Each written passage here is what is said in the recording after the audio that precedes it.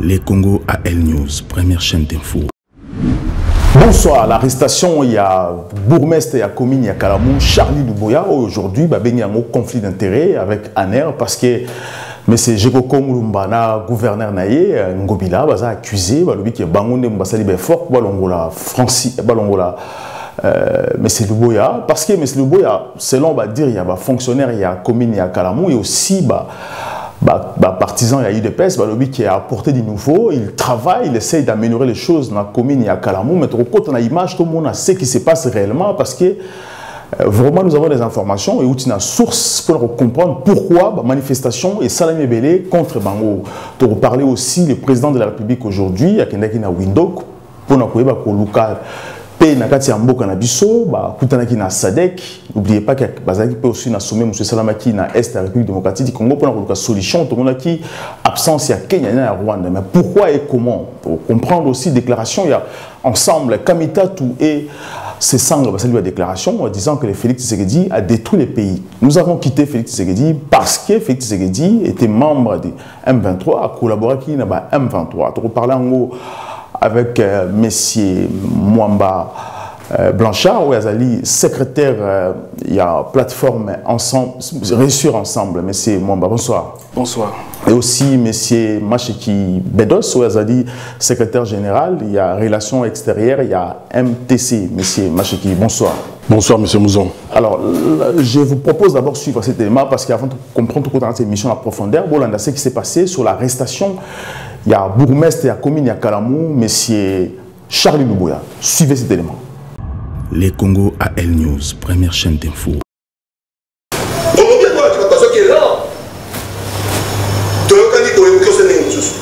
C'est Congo, dans la liste, il y a 24 bourgmestres, il fallait bâtir là, il fallait bâtir. Mais pour tout le monde, il y a et donc, il 5 ou 6. Et ça qui est combien de gens ça va bibito fanatique là monga fula fanatique là limité fanatique là comme fanatique là l'homme fanatique là pas moi tellement vérité là mais to proposer que bango fanatique là bino la c'est monsieur ya nini OK on va voir la base la prochaine la télévision non non non. Les Congo AL News, première chaîne d'info.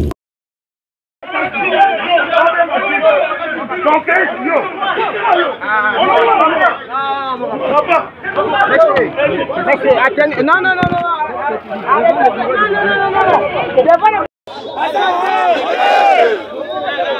La police qui est là. Lobby bureau est ça là.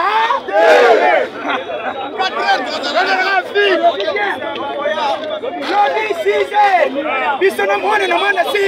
Bakoyoka nini? Bakoyoka nini?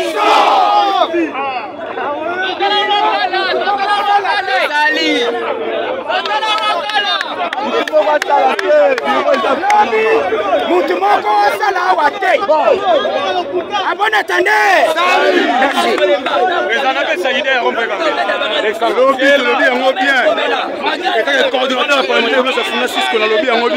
Lobby na biro oyo mutu asala te parce que moto moto azali awa nommé le chef de l'état to lobby yango mutu akosala na commune oyo lobby azali te soi-disant Jeanne ya lokuta asala matrikile anerte exemple lo ayebi ete bakonsamboka ayebi ete lelo biso de pese Kabila akangi biso na aner wana na tokoyeba ye yazalaka aner tokoyeba ye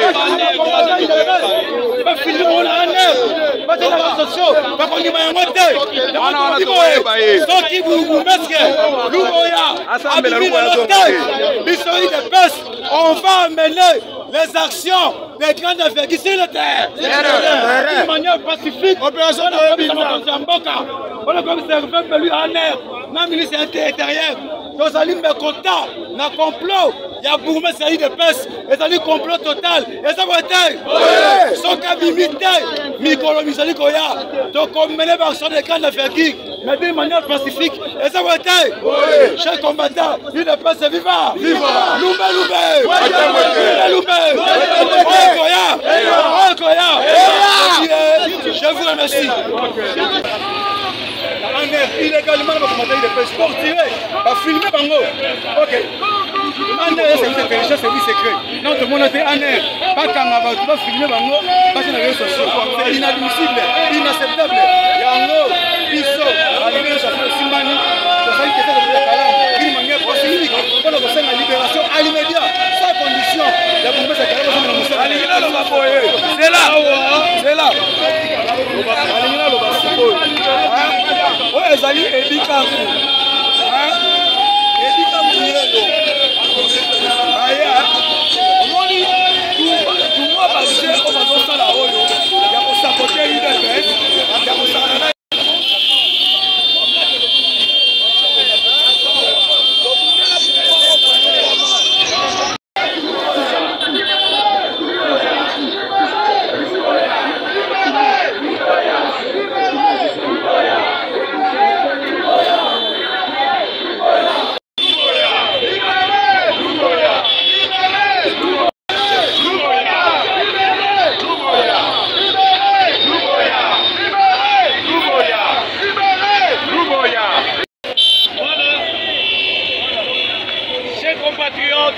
Notre bourgmestre Charlie Luboya, nous, les membres de sa formation politique, nous allons vers la commune de Kalam pour exiger sa libération à l'immédiat.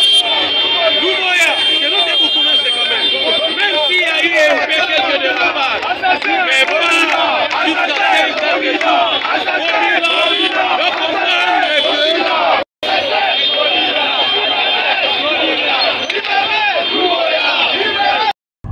Les Congo AL News, première chaîne d'info. Oui, ça manifestation, il s'est mis la ville à Kinshasa. Tout le monde comment les membres de l'IDPS vont manifester dans la commune, dans la commune, il y a Kalamou, dans le bureau, il y a précisément le bureau, il y a Charlie Luboya au Bakangi, ça fait une semaine, qui a été humilié dans le service à Aner, dans les réseaux sociaux, celle-ci, l'exercice physique, c'est une humiliation, on ne comprend pas pourquoi. Le service à Aner aussi, il faut filmer, au Kanga, et puis publier dans les réseaux sociaux. Alors, M. Macheki, alors qu'est-ce qui se passe? Pourquoi aujourd'hui il faut arrêter Bourgmestre Luboya qui, aujourd'hui, ordonnance n'est signée par le président de la République? Alors, pourquoi aujourd'hui il a été contesté aussi radicalement dans le service à Aner, Longolier, Bakangi, aussi adjoint directement? Oui, bonjour M. Mouzon, bonjour M. Blanchard Mwamba. Donc bonjour tous les compatriotes qui nous suivent en ce moment. Nous sommes là toujours pour vous informer sur ce qui se passe dans notre pays. Aujourd'hui, nous avons un cas qui concerne le bourgmestre de Kalamou, M. Charlie Luboya, qui a été arrêté arbitrairement par les services de l'ANER. Donc, comme vous l'avez suivi par les images qui sont passées tout à l'heure, le chef de l'État a nommé les bourgmestres. Et par surprise, nous voyons des vice-gouverneurs qui viennent au-dessus de tout le monde présenter un de ses meilleurs copains qui fut le bourgmestre de Kalamou au nom de M. Kadima. Il a cité, donc c'est-à-dire qu'il fait objection sur l'ordonnance du chef de l'État. Le chef de l'État nomme et lui il passe par derrière pour dire voilà ce qu'eux ils avaient convenu. C'est comme si c'est le gouverneur, les vice-gouverneurs qui devaient décider sur la nomination de bourgmestre. Justement, c'est parce que je comprends, parce que le vice-gouverneur à Ville Kinshasa, je dit clairement que le président n'a pas respecté le principe. Ça veut dire que c'est comme si le président aussi n'a pas le pouvoir sur Bango, sur l'État. Ça veut dire que comment est-il possible, il faut contester aussi la nomination du président de la République? Non, chez nous, c'est parce que le président il est tellement pacifique que les gens maintenant ils se donnent des ailes. Ils deviennent maintenant les super hommes. Comment est-ce qu'un vice-gouverneur qui dépend du chef de l'État, qui dépend du gouverneur qui dépend du chef de l'État, peut venir faire objection sur une ordonnance du chef de l'État? Attention, c'est un abus de pouvoir. Parce qu'il a été voté, le gouverneur, il ne dépend pas du président, il a été voté, il faut être clair. Mais il a été voté, mais il ne peut pas faire objection à une ordonnance du chef de l'État. Pas indépendant. Hein? Pas indépendant. Mais parce que dans leur tête, parce que, bon, disons les choses clairement, c'est Ngobila qui avait prévu de nommer les bourgmestres. Or, il n'avait pas la compétence, c'est le ministre de l'Intérieur qui devait nommer le bourgmestre. Et quand on a nommé le nouveau gouverneur de l'Intérieur, il est venu, il a trouvé la liste de bourgmestres qui étaient sur la table, il a nommé ces bourgmestres parce que ce qui fut là, ça fait 18 ans qu'ils étaient en place. Ils n'ont jamais été changés par l'ancien pouvoir. Ce qui fait que non, la commune était devenue leur propriété privée. Ils pouvaient faire tout ce qu'ils voulaient. C'est pourquoi le chef de l'État a jugé bon de changer parce qu'il fallait quand même qu'il y ait de nouvelles têtes pour diriger la commune.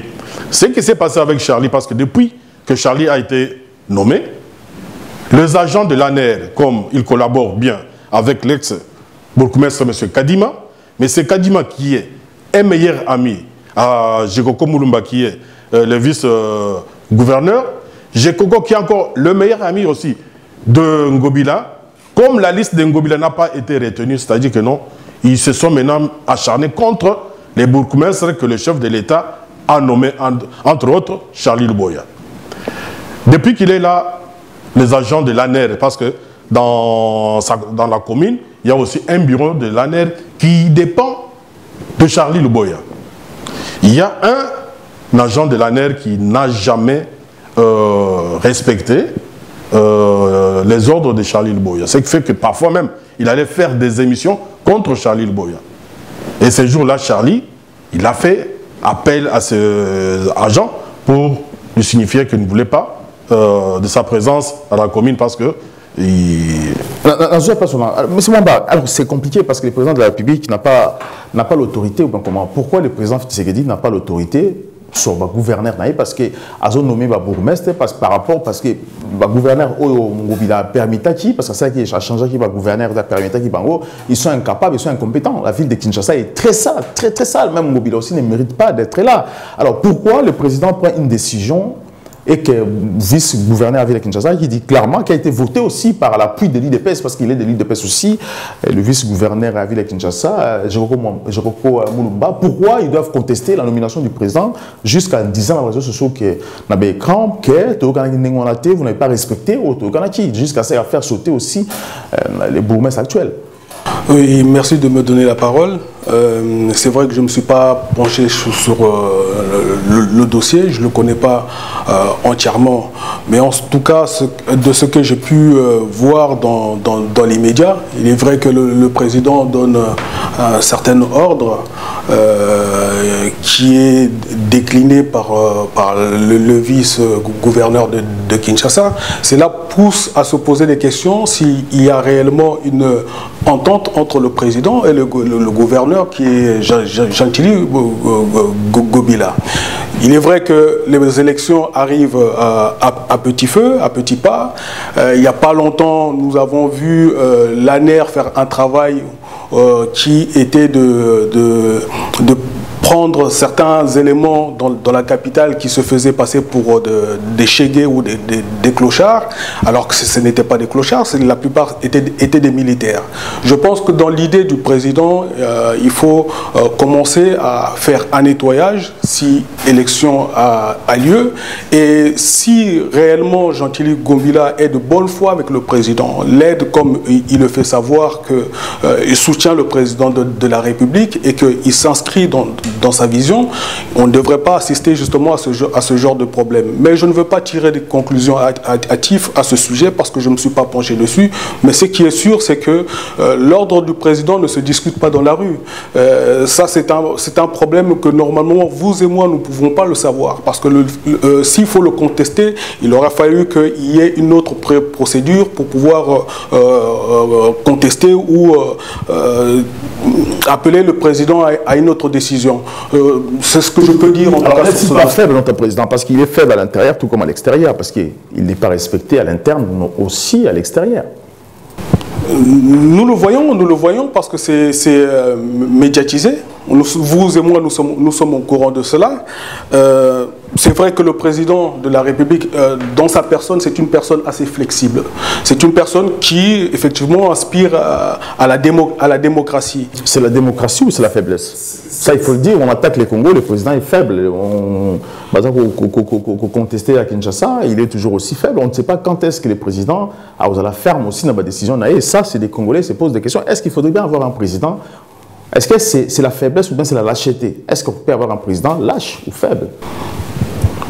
La lâcheté, ce n'est pas une faiblesse. Je pense que le président de la République, il a bien signifié lorsqu'il a pris le pouvoir que nombreux sont ceux qui croient que je suis idiot, que je suis malin, je suis idiot, mais lorsque le temps passe, il arrive qu'il s'aperçoit que j'ai toujours un coup d'avance sur eux. Non, le président de la République pose des cartes, les cartes sont là. Il a fait un changement, il a choisi, lui, ses bourgmestres à lui, c'est ce qui montre qu'il n'est pas du tout faible. Maintenant, à nous d'accepter justement les contestations des autres, mais c'est le préalable, le comment justement s'opposer au choix du président. De cette manière, effectivement, ça fait paraître comme étant que le président est faible. Non, il n'est pas du tout faible, mais c'est les modalités qui met justement en contre-faux le gouverneur de Kinshasa et le président de la République. Et là, il y a des questions à se poser. Mais c'est pas ce que je dis. Est-ce que peut-on dire aujourd'hui l'idiotie ou bien la lâcheté? Parce qu'il dit lui-même, le président, comme a dit M. Mwamba, le président dit qu'il pense que je suis idiot. Est-ce qu'on peut dire l'idiotie ou bien la lâcheté? Non, non, le président n'est ni idiot ni lâche. Donc, nous allons assister à un scénario dans quelques jours qui vont suivre. Charlie va être réhabilité dans ses fonctions. Le président va taper dessus pour prouver que c'est lui le seul chef et c'est lui qui a nommé les bourgmestres. La scène que nous venons d'assister, c'est une scène horrible qui met en péril l'autorité même de l'État. Comment voulez-vous qu'un bourgmestre nommé par le chef de l'État se trouve dans les locaux de l'ANER sans convocation? En plus de cela, tout son entourage, les gens qui travaillent avec lui, ont été tabassés. Ils subissent de l'injustice. Bon, c'est de l'injustice bien sûr, mais ils ont subi des humiliations très graves. Or que, quand nous faisons la comparaison entre celui qui était avant, M. Kadima, et aujourd'hui Charlie Luboya qui est le gouverneur, je demande à la population de Kalamou d'aller faire eux-mêmes le constat. Moi j'étais dans ce bureau de la commune. La commune était une salubrité totale. Hein? On peut même dire que ça correspondait à une fourrière. Il y avait des ordures partout. Vous rentrez dans des bureaux, il n'y a rien, tout était sale.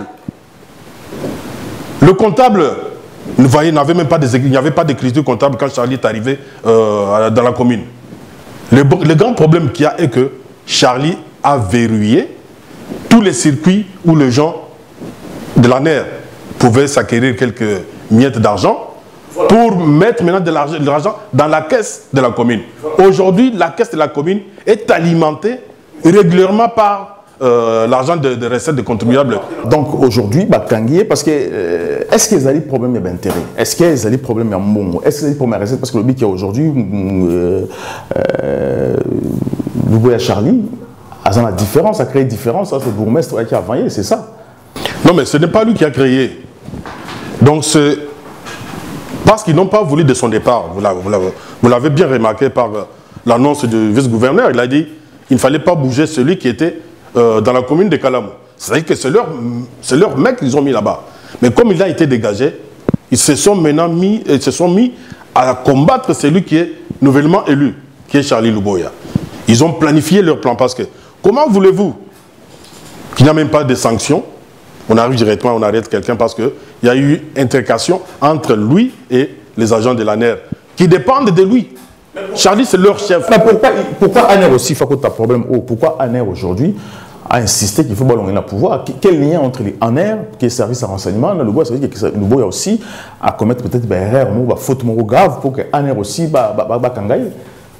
Mais c'est là où nous ne comprenons pas, c'est parce que l'ANER avait des filiations avec l'ex-gouverneur.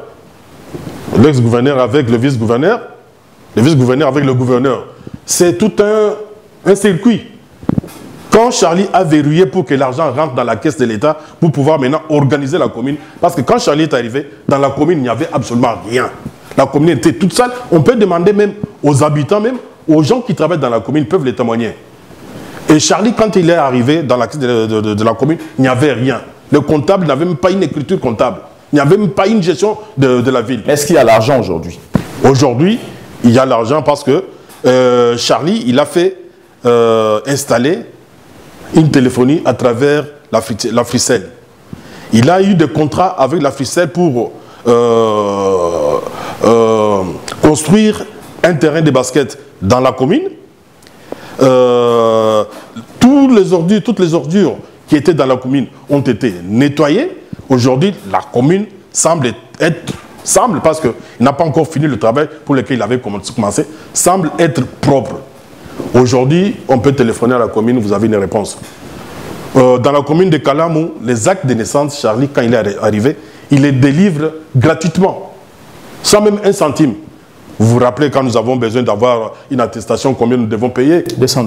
Voilà. Mais aujourd'hui, dans la commune de Kalamou, depuis que Charlie est là, c'est aucun centime pour avoir un acte de naissance. Donc, ils se sont acharnés sur lui parce qu'il a verrouillé pour que l'argent rentre dans la caisse de l'État. Mais comme cette chaîne-là n'est plus alimentée, ils doivent maintenant chercher à le mettre... Voilà, tout te parler parce que le président de la République qui a aujourd'hui va assister à la réunion, il y a SADC, parce que tout le monde, le Congo qui est membre aussi à SADC, ça fait depuis plus de 20 ans, parce que Laurent Désiré Kabila qui avait inscrit les Congos à l'époque, à SADC. On a vu comment les SADC a défendu le Congo, on a attaqué tout contre l'Est de la République démocratique du Congo, Rwanda, Ouganda. Le président va demander de l'aide aussi aujourd'hui la SADC. C'est très compliqué parce que nous sommes membres de la SADC. Le président Azwaki, président il y a SADC aussi, lorsqu'il est arrivé au pouvoir, c'était Tour à Congo. Il n'avait jamais demandé l'appui de la SADC. Il avait préféré aussi appui à pays basés agressés comme Rwanda, Ouganda, Kenya, qui est de collaborer avec les SADC. Alors pourquoi aujourd'hui le président commence à penser maintenant qu'il faudrait revenir dans le biso naturel qui était un pays à SADC, un pays où un pays composé des Bantous, Monsieur Mwamba? Je pense qu'effectivement, dans la démarche du président, lorsqu'il a eu le pouvoir, il a clairement dit qu'il ne voulait pas de vengeance et qu'il était là pour créer des ponts, pour pouvoir développer l'Afrique centrale. Donc ces ponts-là, il fallait les construire avec le Rwanda et l'Ouganda. Je pense que sa stratégie ou la bonne foi qu'il a eue au début lui a coûté défaut parce que effectivement la politique c'est pas un exercice où on exerce avec les sentiments, les émotions. La politique a ses principes, la politique a ses valeurs. Et nous avons eu, il a eu face dans sa démarche effectivement des gens qui sont ancrés dans leur idéologie. Monsieur Paul Kagame qui dira que nous avons une doctrine, leur doctrine c'est pour qu'ils aient la sécurité dans le Rwanda qui est un petit pays, leur doctrine c'est de faire la guerre à l'extérieur de leur pays, donc forcément en République démocratique du Congo. Le président de la République arrive avec cette volonté de pouvoir atténuer cette crise, ce problème de guerre. Il se rend compte qu'au final, il est trahi ou les présidents de la région de l'Est africaine ne s'accommode pas à sa vision. C'est peut-être là l'occasion pour lui déjà premièrement de montrer à la communauté nationale et internationale qu'il était de bonne foi. Il s'est mis au four au moulin pour qu'il y ait une certaine collaboration, comme il le dit, pour stabiliser en tout cas l'économie et surtout le social dans l'Afrique centrale. Mais il trouve énormément de difficultés. Oui, effectivement, maintenant qu'il voit qu'il y a forcément de la mauvaise foi de l'autre côté, il fait recours à la SADC. Alors, Dans tout cela, nous demandons au président de la République, il avait d'ailleurs dit de lui-même que la République démocratique du Congo, à l'heure actuelle, nous avons besoin de décisions fortes, de décisions sur lesquelles il faut rester ferme. Il a dit lui-même que ce soit la paix totale ou soit la guerre totale. Et d'ailleurs, Macron, lorsqu'il est venu récemment en République démocratique du Congo, il dira peut-être la guerre peut être une solution. Il a fait allusion à la guerre. Et si nous interrogeons les citoyens congolais dans son ensemble, de donner une réponse, de donner une solution avec le Rwanda, tous les citoyens vous diront que c'est la guerre qu'on veut. Et il ne faut pas mâcher le mot.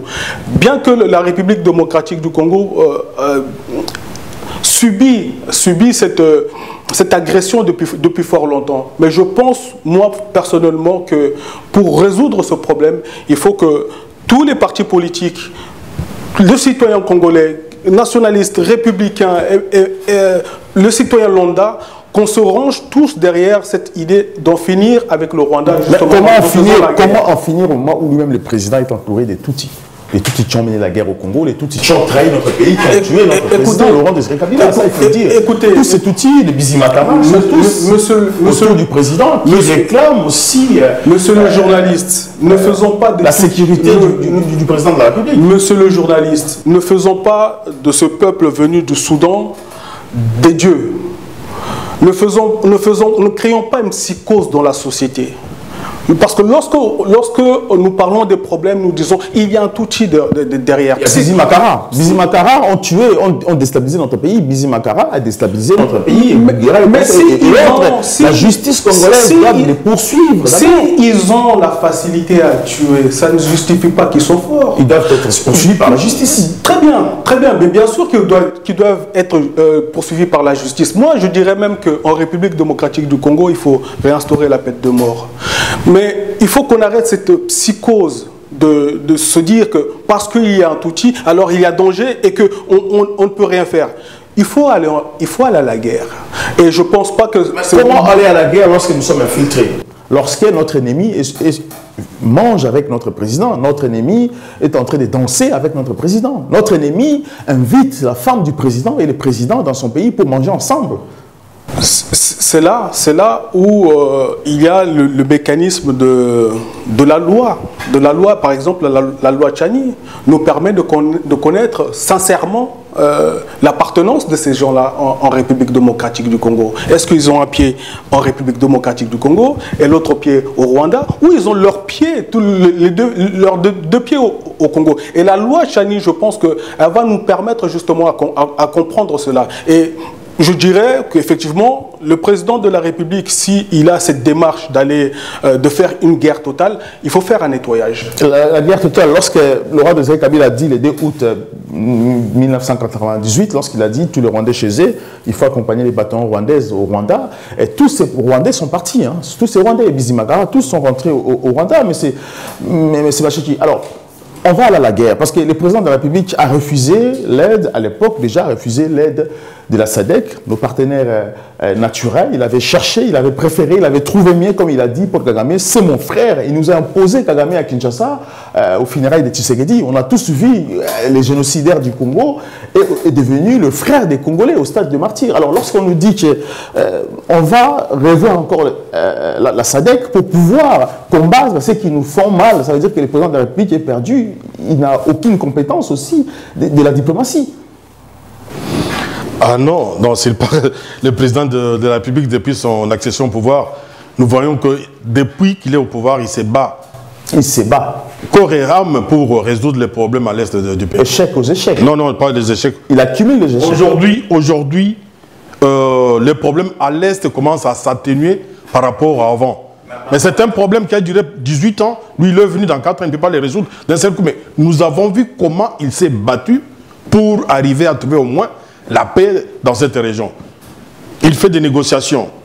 Il fait tout ce qu'il peut faire. C'est la diplomatie. Il est d'abord un grand diplomate. Aujourd'hui, au vu de toute la nation, au vu du monde entier, on a constaté que non. Même ceux-là qui ne voulaient même pas se prononcer, qui ne voulait pas citer le nom du Rwanda comme étant le premier agresseur de la République démocratique du Congo, aujourd'hui, tous ils les reconnaissent. Parce que la population a poussé fort. Tous la population a poussé au président. Tous aujourd'hui, ils condamnent le Rwanda.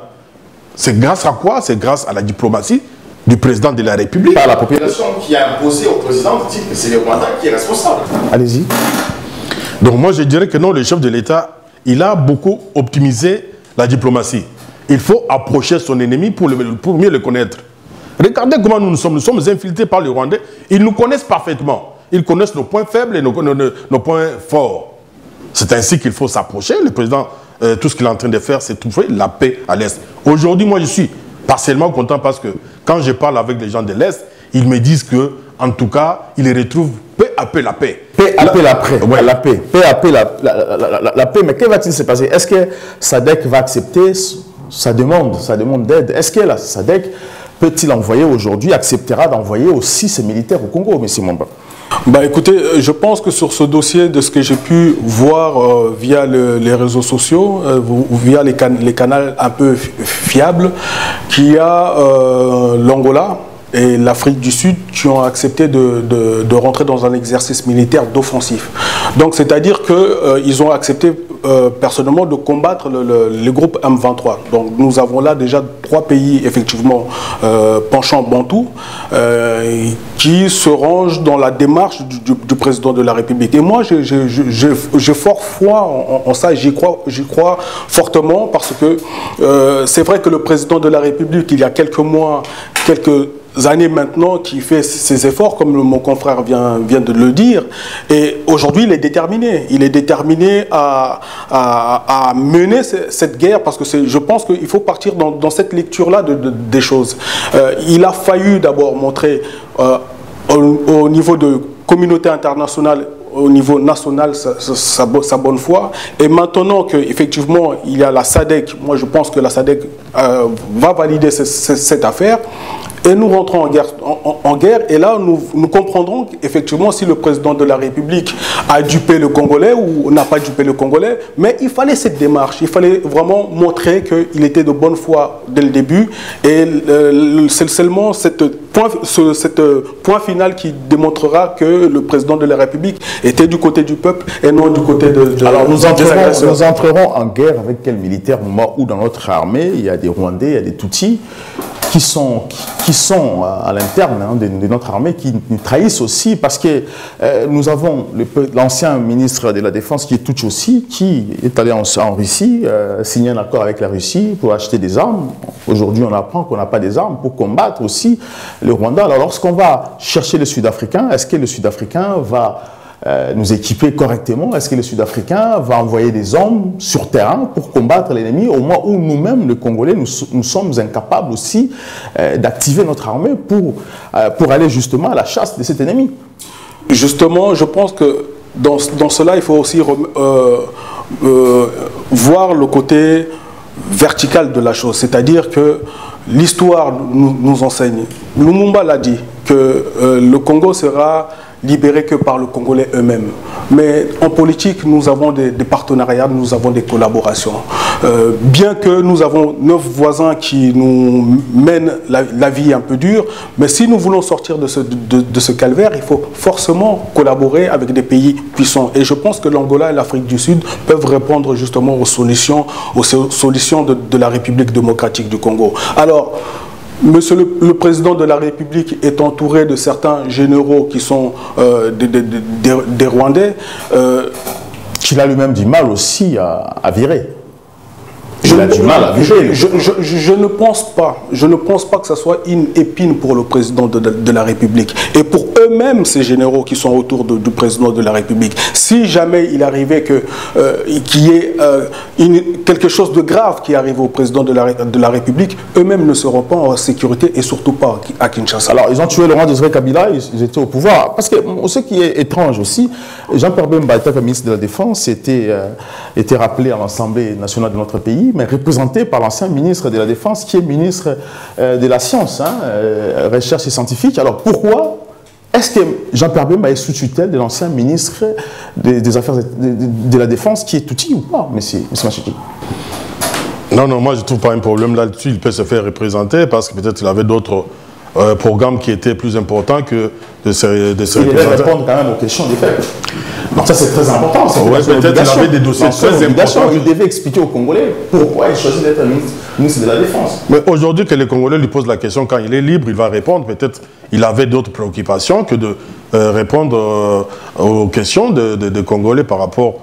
Et de toutes les façons, il y a des choses qu'on ne peut pas déceler. En tant que ministre de la Défense, il doit garder certains secrets. Si on lui pose toutes les questions, il doit répondre, étaler tous les plans. Il fallait étaler tous les plans Comment? Il fallait qu'il y ait un hémicycle quand même. Non, vous savez, si c'était important, il se serait présenté, moi je pense. Donc s'il y avait un problème là-dessus, on allait taper la main dessus pour dire voilà, le ministre de la Défense n'a pas voulu répondre aux questions. Il a ces raisons que moi personnellement je ne connais pas, mais il ne peut pas être là tout le temps à répondre aux questions des journalistes ou des questions des députés, parce qu'il a été remplacé par l'ancien ministre qui était Touti. Les débats à l'Assemblée nationale sont publics. Quand il va passer là-bas, il va dévoiler tous les secrets de son action. Ça va sortir.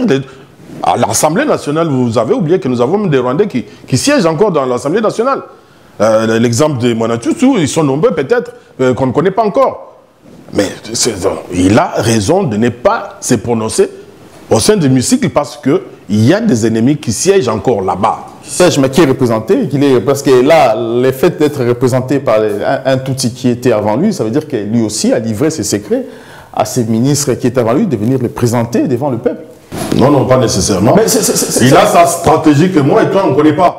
Ce n'est pas pour rien qu'il a été désigné, c'est parce que c'est quelqu'un qui a fait la guerre, c'est quelqu'un qui connaît comment il faut affronter l'ennemi et quels sont les mécanismes qu'il faut mettre en place pour réduire la force de l'ennemi. Ce n'est pas pour rien qu'il est là.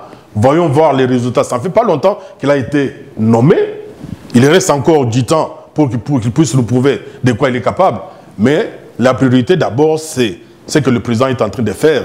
Passer d'abord au dialogue, à la négociation, pour que la paix soit retrouvée. Parce que si on passe par les armes, on peut gagner la guerre aujourd'hui, mais demain, il va revenir encore. Mais si la paix est trouvée d'une façon diplomatique, mais je pense que ça sera une stabilité qui durera longtemps. Oui, n'oublions pas que sur notre territoire, nous avons des Rwandais qui sont nés là-bas et qui occupent des terres depuis très longtemps. Mais comment maintenant faire en sorte que dégager tous ces Rwandais?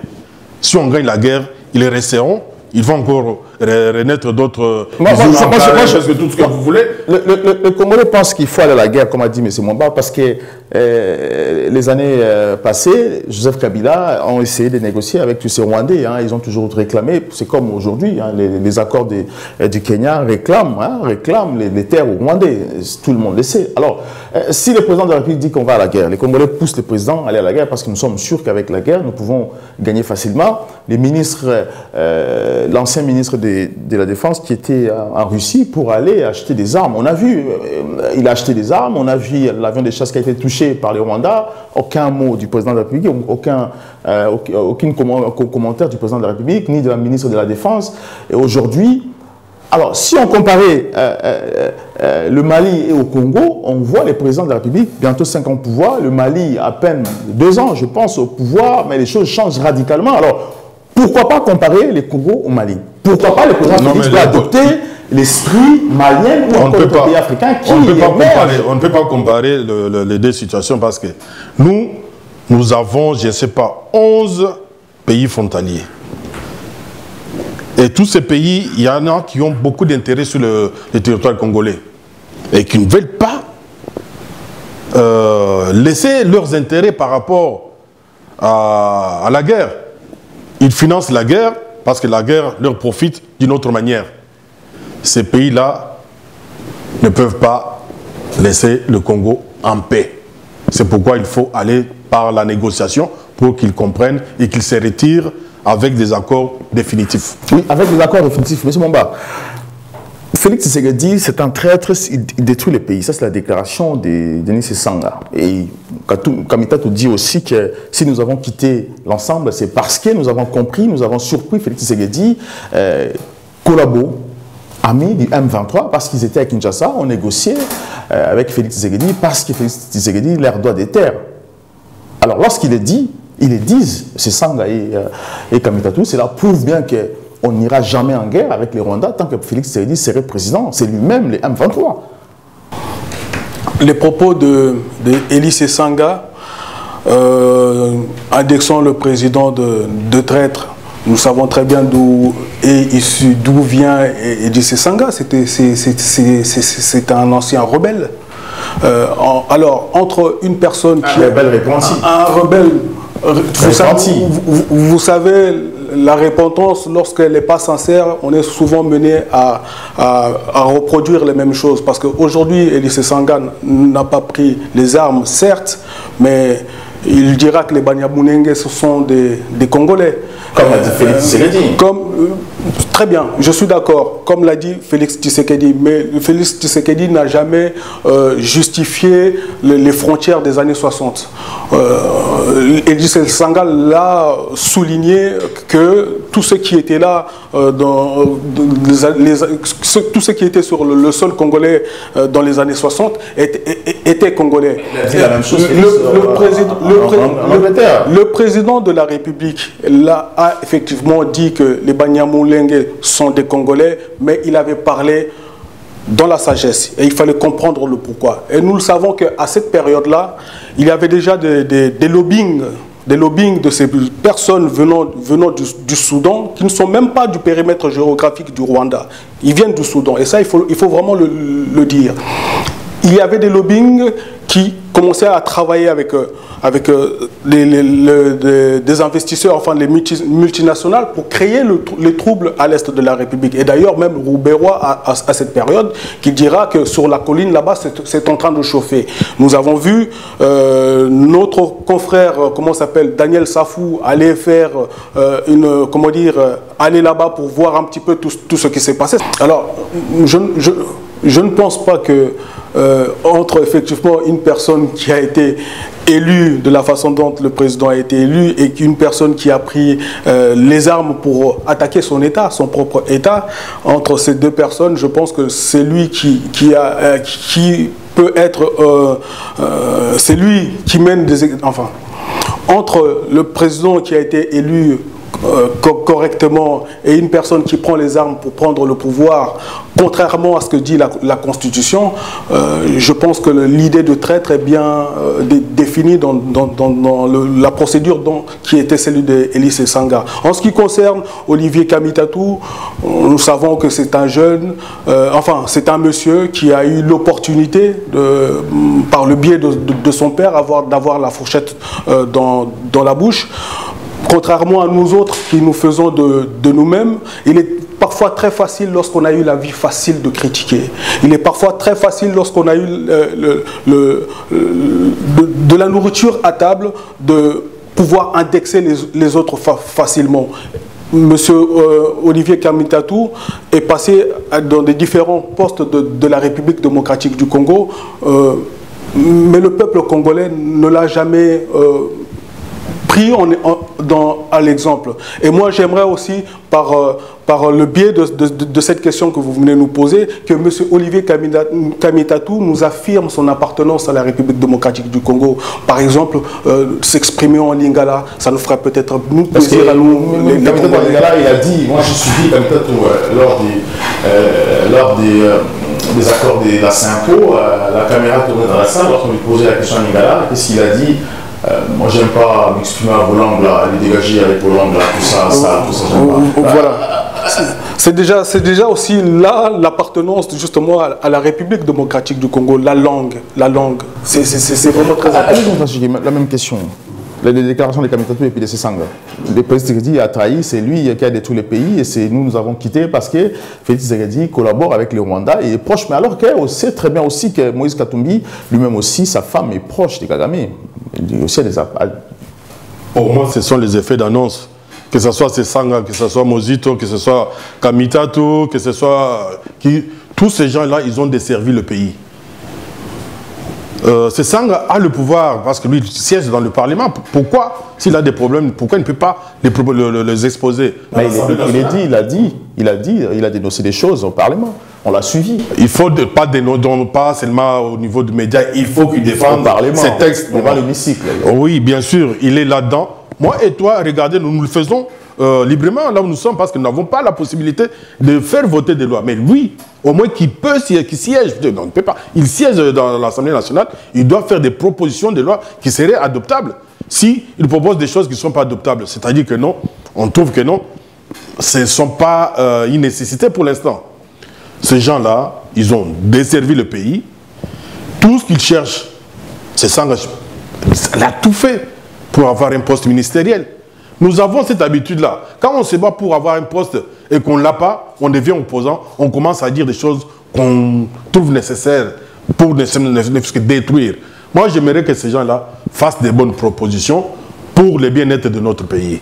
Voilà, pour le bien-être de notre pays. Parlons un peu de fonction publique aussi de notre pays, parce qu'aujourd'hui, l'IGF a sali banquette naïe ou à Monique, il y a des milliers de Congolais qui vont profiter d'un salaire, il y a des fonctionnaires gratuitement qui sont enregistrés dans la matriculation. Alors aujourd'hui, il y a une procédure qui devait respecter l'IGF parce que l'IGF aujourd'hui a déposé dossier dans la justice, porte plainte contre fictif, ou dans la affiché Nabiso la fonction publique. Est-ce que lorsqu'il porte plainte comme ça, est-ce que cet argent, on peut s'en servir aussi pour mettre salaire aussi à fonctionnaire, M. Mwamba? Alors moi je pense qu'on devrait s'interroger justement sur l'approche que nous devons avoir devant ce genre d'événements.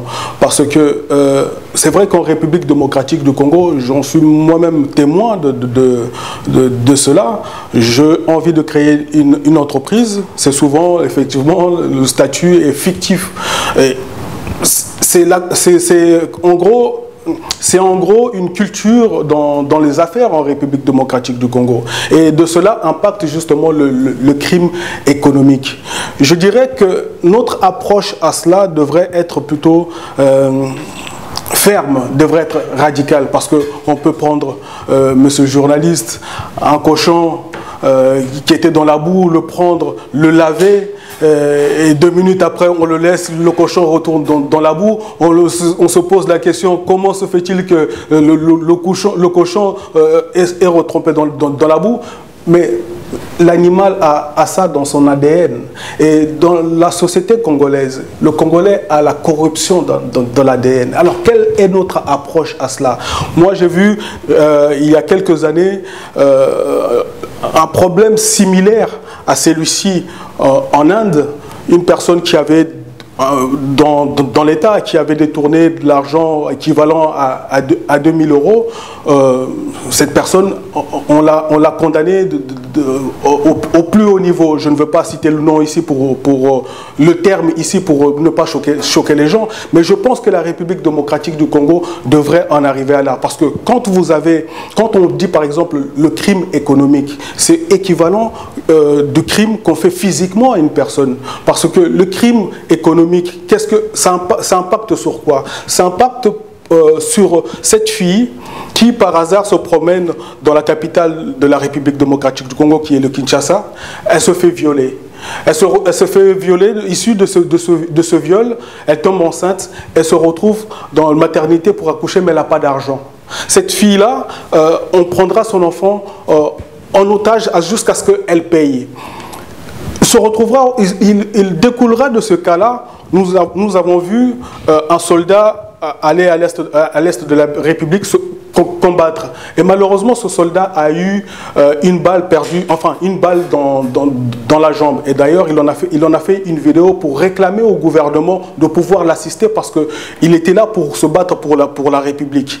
Vous voyez, ça nous pousse à nous poser des questions que même au niveau de la santé, la santé de militaire, la santé du civil, cet argent qui devrait être une distribution justement dans ces différents secteurs, cet argent est détourné. Et c'est là qu'en fait on s'aperçoit que le crime économique est équivalent du crime physique où la personne meurt directement. Mais le contraire, c'est que ces personnes-là souffrent dans la chair, souffrent dans ces procédures parce qu'il n'y a pas une distribution d'argent. Et il faut trouver effectivement une solution à cela. C'est ce que je disais au début de mon allocution.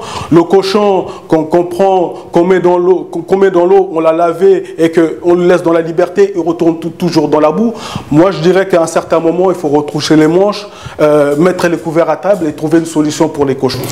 Monsieur, est-ce que le VPM Liaou aura-t-il des épaules aussi justement à signer, s'il faut signer pour que ces gens soient sanctionnés ou encore soient être poursuivis par la justice?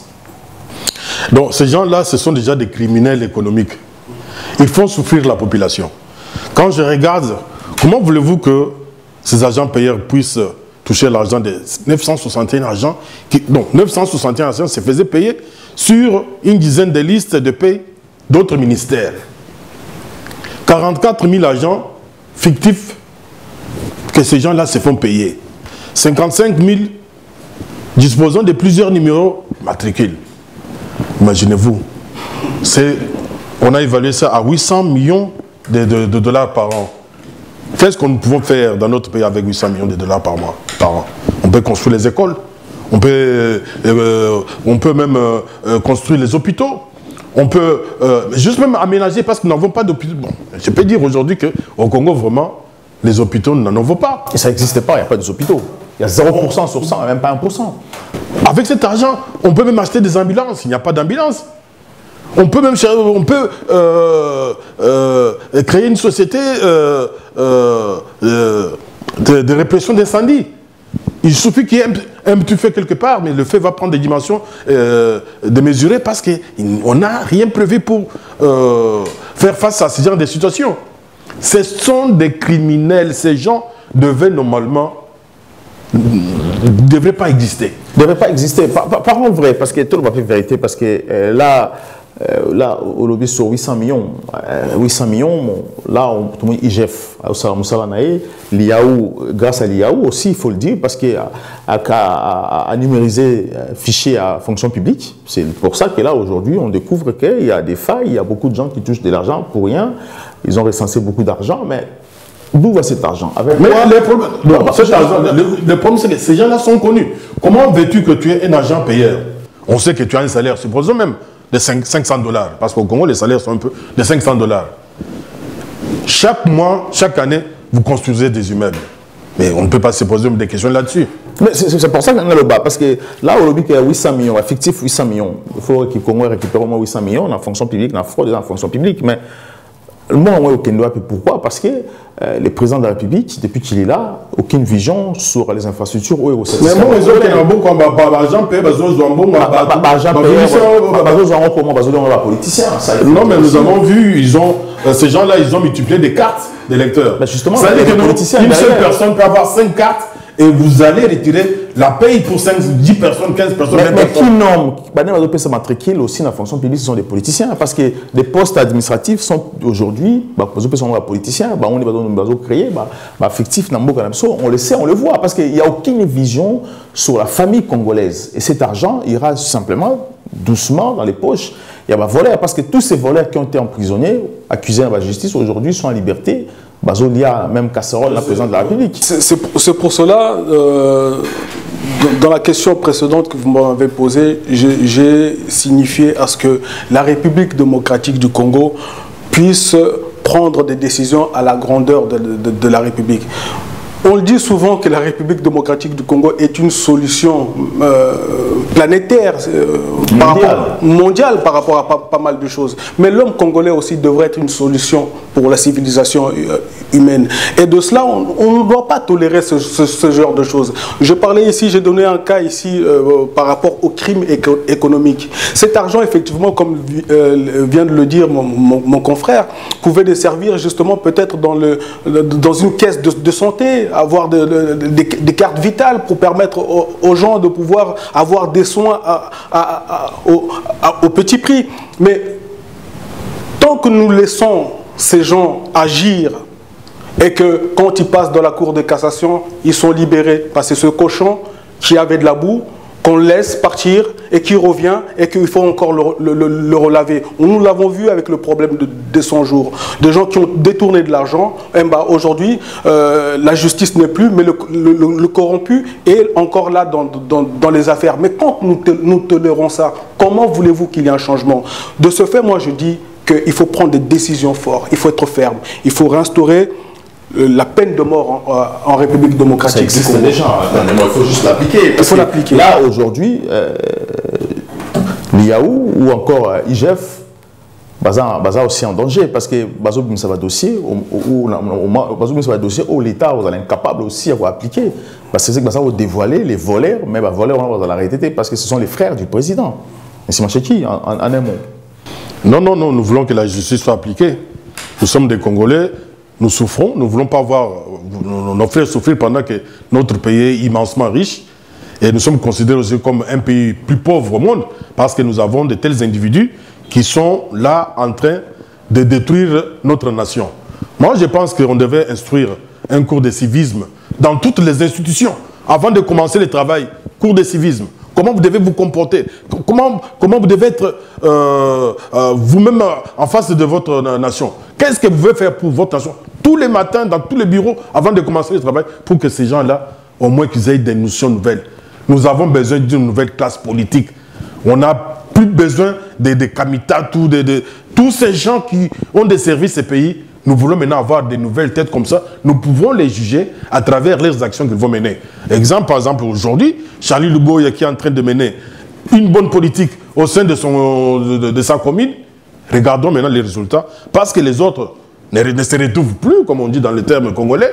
Ils se sont acharnés sur lui. Ils ont monté un coup sur lui pour même réduire l'autorité de l'État. C'est ça ce qui est grave. Merci beaucoup, M. Macheki Bedos. Je rappelle que vous avez dit secrétaire général aux relations extérieures, il y a MTC. Merci aussi à M. Blanchard Mwamba, secrétaire, il y a Plateforme Réussir Ensemble. Merci d'avoir cette émission. Vraiment, vous abonnez large beaucoup na site Nabino, na YouTube, Facebook, TikTok Nabino, Instagram, LCA News, les Congo L News. Donc, vous êtes fidèle à l'émission Nabino parce que nous sommes là pour nous passer nos informations. Vous participez dans cette émission aussi, n'hésitez pas. Bengabiso na duplex ou encore physiquement dans la plateau, n'hésitez pas, contactez-nous.